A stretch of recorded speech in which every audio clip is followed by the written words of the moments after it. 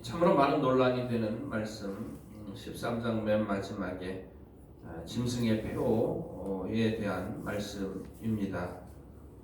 여러 가지 의견들이 참 분분하게 나오는 것을 보게 됩니다. 그러나 지금까지 우리가 요한계시록을 읽어오면서 공부해 왔거니와 이 짐승을 섬기는 것, 짐승의 표를 받는 것, 바로 그것은 하나님의 다스림이 아니라 사람의 다스림을 받는 것이라고 우리들이 지금까지 요한계시록을 읽어오면서 파악을 해왔습니다.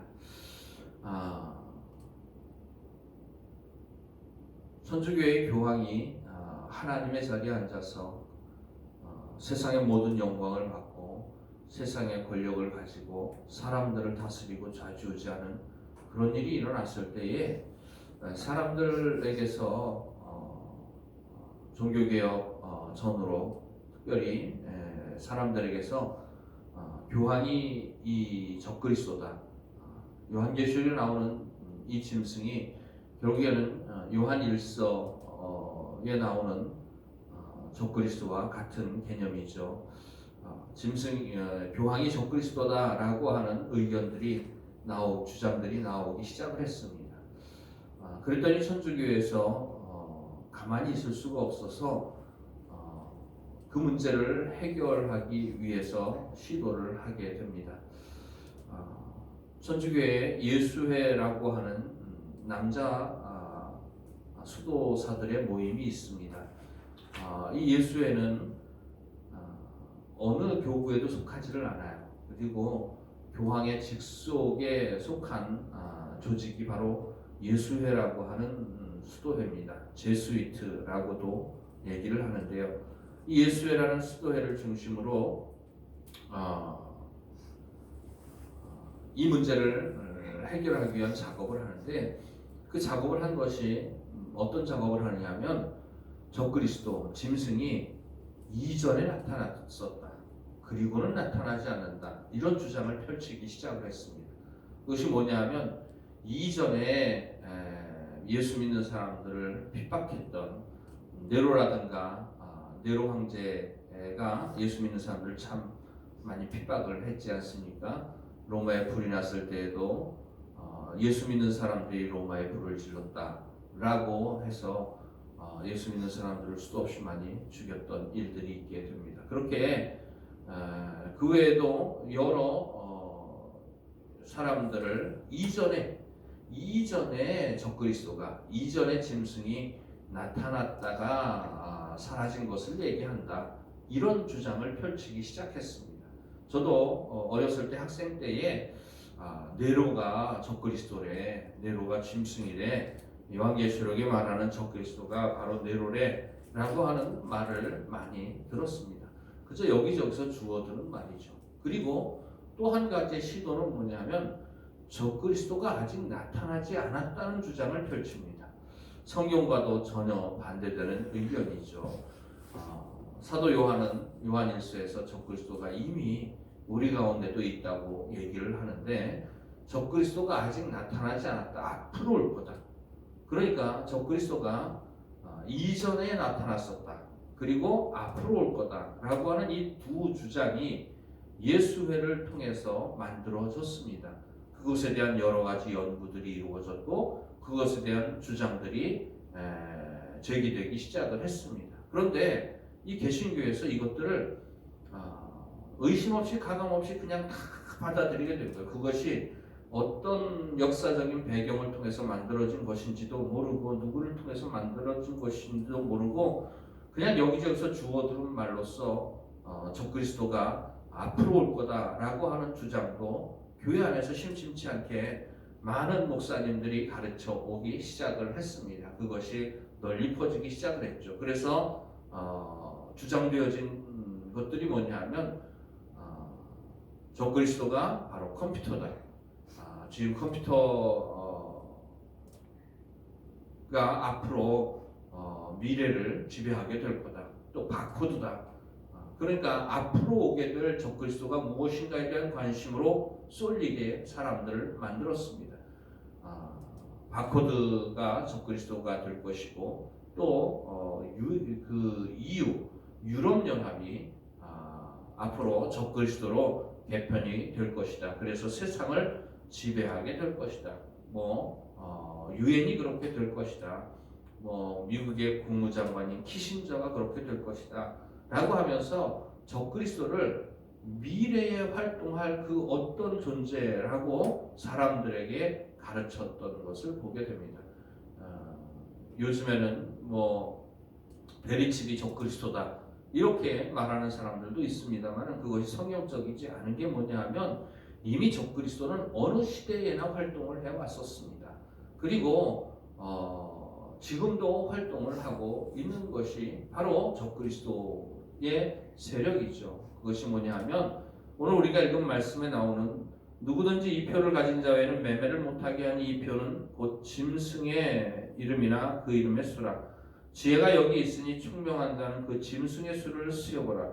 짐승의 이름이나 그 짐승의 이름의 수, 짐승의 수나 짐승의 이름의 수, 그것은 사람의 수입니다.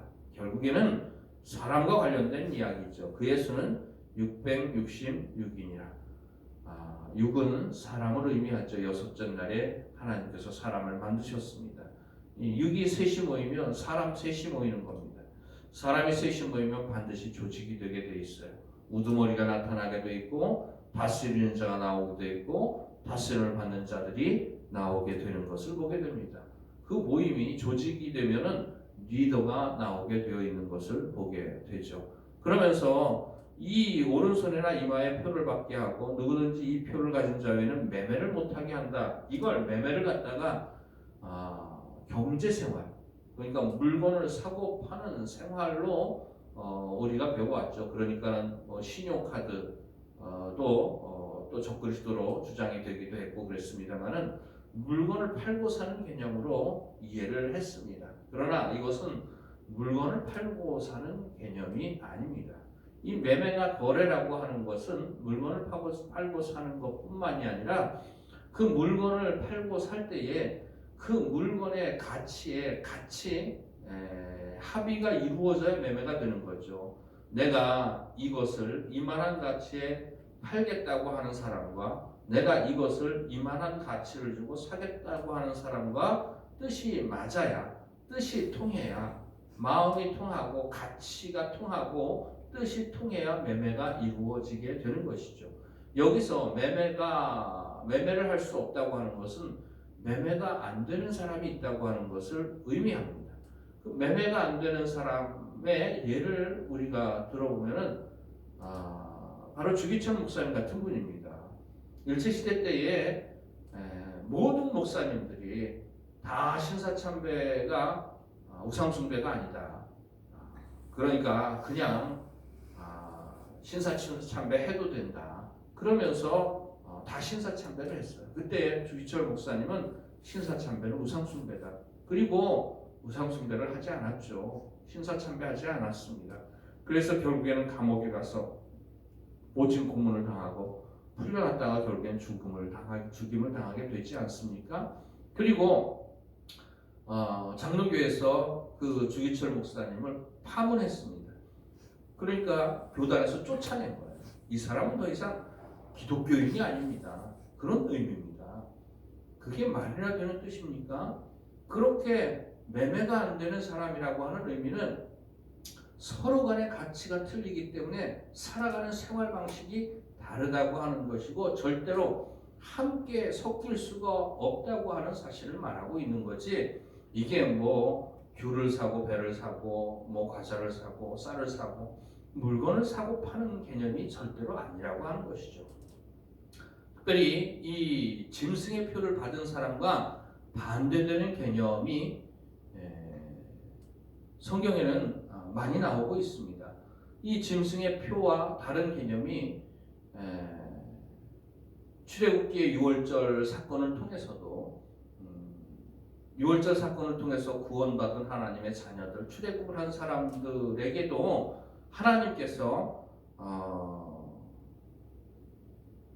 출애굽기 13장 6절로 10절 말씀에 이렇게 말씀하시는 장면이 나옵니다. 너는 그날에 내 아들에게 배워 이르기를 이 예식을 내가 애굽에서 나올 때에 여호와께서 나를 위해 행하신 일을 인함이라 하고 이것으로 내 손의 기호와 내 미간의 표를 삼고 여호와의 율법으로 내 입에 있게 하라. 내 손의 기호와 내 미간의 표를 삼고라고 하는 말이 나옵니다. 손의 기호, 손과 미간, 이 머리죠. 머리의 표를 삼고라고 나오죠. 신명기에도 같은 표현으로 쉐마라고 하는 말이 나오죠. 이스라엘 백성들이 손목에 차고 다니는 것, 그리고 머리에 붙이고 다니는 것, 하나님의 말씀을 신명기 6장 1절 말씀부터 기록된 말씀, 쉐마 이스라엘아 들으라. 하나님은 오직 한 분이신 여호와는 오직 하나님 여호와이시니 너는 마음을 다하고 성품을 다하고 힘을 다하여 네 하나님 여호와를 사랑하라. 오늘날 내가 내게 명하는 이 말씀을 너는 마음에 새기고 내 자녀에게 부지런히 가르치며 길에 앉았을 때든 집에 앉았을 때든지 길에 행할 때든지 누웠을 때든지 일어날 때든지 이 말씀을 강론할 것이며 너는 또 그것을 내 손목에 매어 기호를 삼으며 내 미간에 붙여 표를 삼고 또 내 집 문설주와 바깥문에 기록할지니라. 내 손목에 기호를 삼으며 내 미간에 붙여 표를 삼고, 그것이 손과 머리를 의미하는 것이죠. 손에나 머리에 표를 받는다고 하는 말, 오늘 우리가 읽은 말씀에 나오는 것과 반대되는 개념입니다. 그게 무슨 뜻이냐면 하나님의 말씀에 순종하며 하나님의 인도함을 따라 살아가는 사람들을 의미하는 것이죠.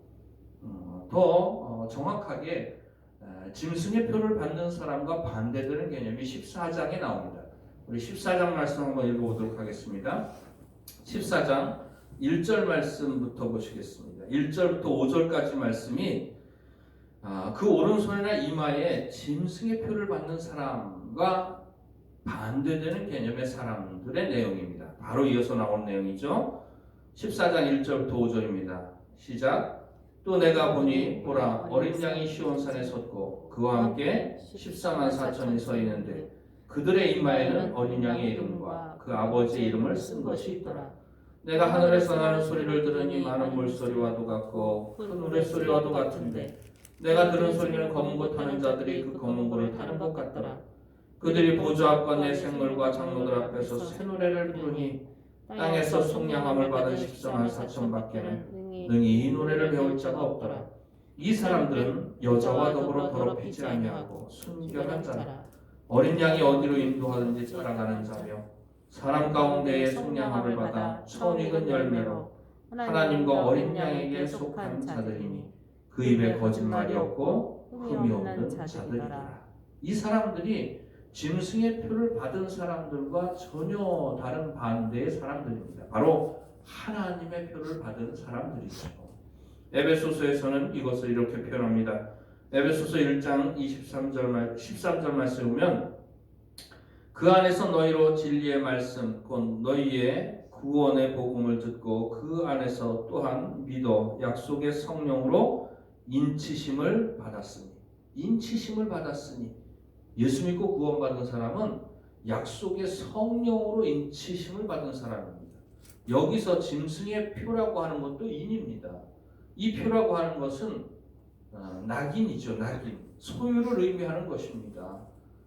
예전에 소를 키울 때에 자기의 소라고 하는 것을 표시하기 위하여 자기만의 표시를 짐승에게 했던 그 표입니다. 근데 예수 믿고 구원받은 사람은 하나님께서 성령으로 인친 사람입니다. 하나님의 표를 받은 사람입니다. 하나님의 소유로 하나님께서 정하신 사람들입니다.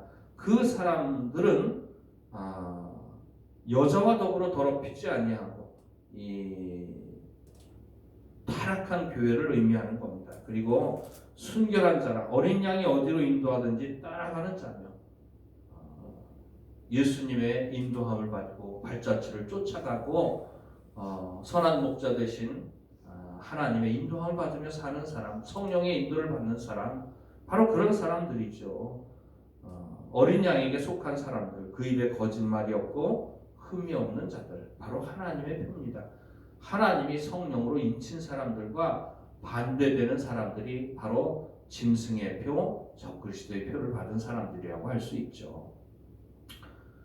짐승의 표를 받은 사람과 또 하나님의 표를 받은 사람이 어떻게 매매가 될 수 있겠습니까? 서로의 가치가 다르고 그러므로 서로 사는 방식이 다르죠. 우리가 진정으로 예수 믿고 구원받은 사람은 뭐 적그리스도의 표를 받지 말아야 된다, 짐승의 표를 받지 말아야 된다, 그렇게 얘기를 하는 사람들이 참 많이 있습니다만은 우리는 짐승의 표를 받고 안 받고가 문제가 아니라 하나님의 표를 받은 사람이라는 확신을 가질 수 있기를 바랍니다. 하나님께 속한 사람들이 성령으로 하나님께서 인친 사람들이고 하나님의 소유로 삼은 사람들입니다. 하나님께서 이 땅을 떠나는 그날까지 끝까지 어떤 위험과 어떤 어려움 가운데에서도 끝까지 우리의 믿음을 지킬 수 있도록 하나님께서 도와주시고 저 영원한 천국으로 우리를 인도해 주시리라는 확신 가운데에 어린 양이 어디로 인도하든지 따라가며 하나님의 말씀에 순종하며 하나님의 다스림을 받으며 또 주님 나를 부르시는 그날까지 살아가는 저와 여러분이 되어지기를 주의 이름으로 축원을 드립니다. 기도드리시겠습니다.